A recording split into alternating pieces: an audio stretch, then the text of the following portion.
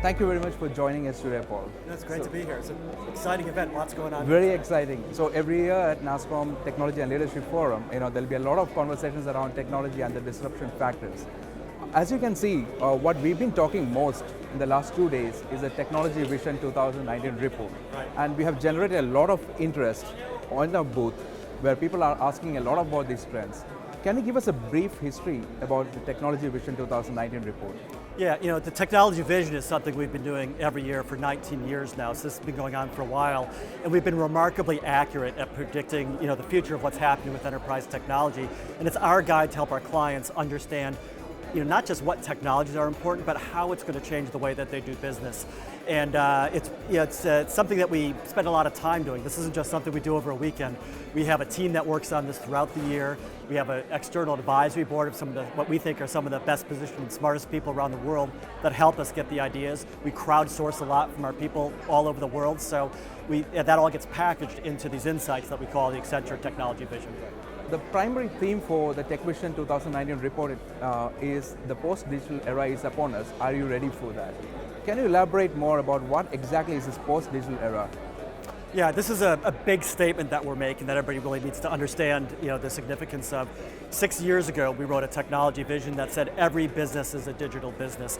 And we're talking about the fact that digital technology was coming, again, this was 6 years ago, and that is something that every company needed to really act on.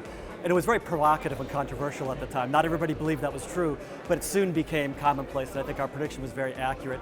This year, we're making kind of a corollary statement where we're saying, every company is doing digital. We were right with that vision. And the post-digital era is talking about the fact that in an era where everybody is doing vision, 94% of companies tell us that they have their digital strategies in place. How do you differentiate yourself in the next stage? And to differentiate yourself in the next stage, it's not just digital thinking, it's post-digital thinking. New rules, new approach to the workforce, new technologies that are going to set you apart going forward. And that's what we're laying out in the vision. I think this is going to be as big of a statement as we made back 6 years ago. So Paul, one of the technology trends that generate a lot of conversations on ground today is the dark power. Can you elaborate about us? What exactly is the dark power? Yeah, now we see it right behind us, the dark side. Yeah, so dark is talking about what we believe is a real shift in the technologies that enterprises need to focus on. The digital era was really focused on the SMAC technologies, social, mobile, analytics, cloud, SMAC, SMAC. And those are still important. Cloud is still a big trend and a really big opportunity for our company and most of our clients. But for post-digital, there's a new set of technologies, combinatorial technologies that will dictate success, and that's these dark technologies. So it's D, the D of dark is distributed ledger or blockchain, creating new data capabilities, new transactional capabilities, new business models around how industries will work in sharing information. The A is artificial intelligence, what we call applied intelligence at Accenture, which is the single biggest trend that we believe will drive the future. The R is extended reality, so it's mixed reality, virtual reality, augmented reality, and all the new forms of interaction that'll take us away from the screen-based infrastructure to a screenless future of how we interact with technology going forward.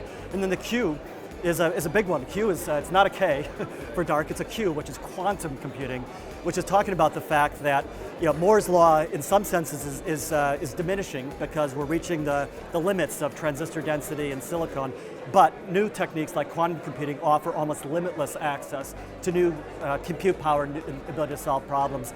And it's not just about the future, we're starting to solve problems today using quantum technology, which is why it's so powerful and a part of this new post-digital technology combination.